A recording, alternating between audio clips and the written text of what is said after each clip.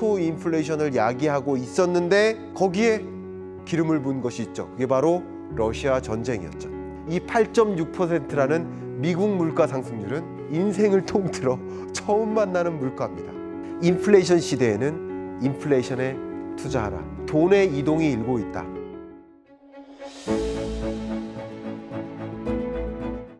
자, 이제 금리의 역습이 시작됐습니다. 초인플레이션 시대 이 금리를 인상함으로써 물가를 잡겠다는 행보를 적극적으로 보이고 있습니다. 이제 초인플레이션 시대인 만큼 초긴축의 시대가 온 거죠. 미국 입장에서 그래도 나름 22년 경제는 잡았어요. 이쪽 토끼는 잡았어요. 그러나 인플레이션이 정말 너무나도 이례적이기 때문에 8.6%라는 41년 만에 처음 만나는 이례적인 물가이기 때문에 그 물가를 잡고자 어떻게 하는 겁니까? 이례적인 통화 정책을 도입하는 거죠. 자이언트 스텝마저도 여러분 거인 자주 만나세요? 자주 못 만나시죠? 이례적이란 뜻이에요. 이 자이언트 스텝이 미국 경제 역사상 28년 만이에요. 그것도 이례적인 거예요. 그만큼 물가가 이례적으로 치솟으니까 그 물가를 잡겠다고 이례적으로 통화 정책을 단행하는 겁니다. 물론 미국은 경기는 나름 잡았으니까 1.7% 성장률 정도면 괜찮아요. 미국 경제치고는. 잡았으니까 이례적으로 행보를 보이는데 우리나라는 정작 같이 금리 인상 행보를 보일 수가 없어요. 왜? 인플레이션 압력이 그렇게 안 크고요. 미국에 비하면 안 크다는 거죠. 인플레이션 압력이 토끼가 멀리 달아나지 않은 상태고 또 우리나라는 인플레이션 잡자고 금리를 인상해버리면 경제에 충격이 생각되니까 당연히 이쪽 경기라는 토끼를 같이 놓치면 안 되잖아요. 물가도 놓치고 경기마저 놓치면 어떡합니까? 고물가 저성장, 스태그플레이션 위협이 찾아옵니다. 실제 OECD 경기 선행지수를 보면 2020년에 급격히 추락했다가 나름 21년 제자리로 돌아오는 모습이었는데 다시 꺾이죠. 물론 이것은 물가의 역습이고 또 금리의 역습이다.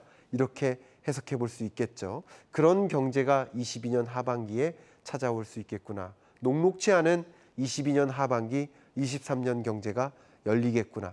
이 와중에 강한 달러의 시대가 또 등장합니다. 이 22년 하반기를 수식하는 수식어가 다 우리나라에서 별로 안 좋아요.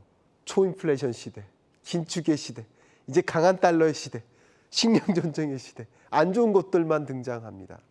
이 강한 달러의 시대 속에서는 더군다나 우리나라 입장에서 어떻습니까? 네, 수입 물가, 원자재를 수입하는 수입 물가가 더 올라갈 수밖에 없어요. 근데 미국은 어떨까? 미국은 강한 달러를 원하겠죠. 물론 작년이면 당연히 수출을 많이 하고 싶으니까 약달러가 유리했을 수 있지만 작년에 등장한 숙제는 바로 경기였죠. 근데 올해 등장한 숙제는 바로 물가기 때문에 물가 잡는 데는 당연히 강달러가 유리하겠죠. 그렇기 때문에 강달러를 더 유지해 나갈 가능성이 높아집니다. 이런 것이 또 한 번 우리 경제에 계속 충격을 주는 그런 어두운 경제입니다. 자, 금리가 이렇게 떨어질 때 자산 가치가 급격히 솟았죠. 반대로 이 긴축의 시대에는 금리가 이렇게 올라갈 때 자산 가치는 하방 압력을 받죠. 주가도 부동산도 가상화폐마저도 모든 자산 가치가 하방 압력을 받는 시대. 그게 바로 22년 하반기 경제의 특징입니다. 그럼 어떻게 해야 됩니까? 제가 누차 말씀드렸듯이 인플레이션에 투자하라. 2022년 1월 달부터 S&P 지수가 어떻게 됩니까? 지속적으로 하락하죠. 하락하는 동안 차라리 제가 뭐라고 했습니까? 주식 보유 비중을 줄이고 현금 보유 비중을 늘려라. 그러면 나는 좀 더 공격적으로 투자하고 싶다. 그러면 원자재 선물 시장에 ETF, 원자재 가격을 추정하는 ETF 투자 이런 것들도 적절할 수 있겠다라는 것이 그래프에서 증명이 되네요. 인플레이션 시대에는 인플레이션에 투자하라. 이른바 돈의 이동이 일고 있다. 주식이나 부동산과 같은 다소 공격적 투자 자산에서 현금성 자산으로의 이동이 일고 있고 또 조금 더 그 돈의 이동은 원자재 가격을 추정하는 ETF와 같은 선물 시장으로 더 유입되고 있다. 돈의 이동을 주목하십시오. 돈의 이동을 반대로 역행하는 일이 없도록 하시면 좋겠습니다. 22년 하반기 국내외 경제는 어떻게 흘러갈까?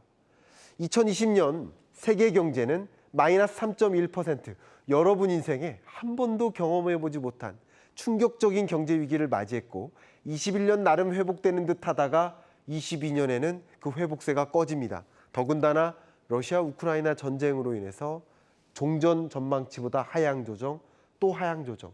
7월 달에 발간될 IMF 경제 전망 보고서에서는 또 한 번 하향 조정해서 평년 세계 경제 성장률보다도 밑도는 경제가 연출되지 않을까 또 전망을 해봅니다. 한국 경제는 어떨까요? 마찬가지입니다. 20년 마이너스 0.9% 충격을 경험했고 21년 나름 회복되는 듯 하다가 다시 한번 고꾸라지는 모습. 이게 22년 하반기 경제의 모습입니다. 자, 우리는 어떻게 대응해야 될까요? 끊임없이 변화하는 환경 아닙니까? 제가 누누이 말씀드렸던 것처럼 경기 충격이 왔고 금리와 유동성으로 버텨냈고 그것이 또 다른 물가 상승을 만들고 물가를 잡겠다고 또 금리를 인상합니다. 이것이 또 역습이 돼서 경기를 위축시키는 끊임없이 변화하는 이 경제 속에서 우리는 어떻게 대응해야 합니까? 지금 강의처럼 여러분들은 이 변화하는 환경을 적절히 이해하고 그 변화되는 환경에 걸맞게 포트폴리오를 조정해 나가면서 이 변화가 두렵지 않고 이 변화 속에 위협이 나한테 큰 공격을 주지 않을까 걱정할 일 없이 오히려 이런 변화가 내 앞에 찾아오겠구나. 그럼 그런 변화 속에 나는 그 위협을 이겨내고 그 기회를 찾아야지 하는 방식으로 투자하면 어떨까요? 변화에 투자하는 것입니다. 변화되는 국면을 이해하고 그 경제 상황을 여건을 규명하고 그 시대에 걸맞는 투자 포트폴리오를 구성하는 것. 그것이 여러분에게 제가 드릴 수 있는 최대 조언이 아닌가 생각하면서 이만 오늘 강의 마무리하겠습니다. 감사합니다.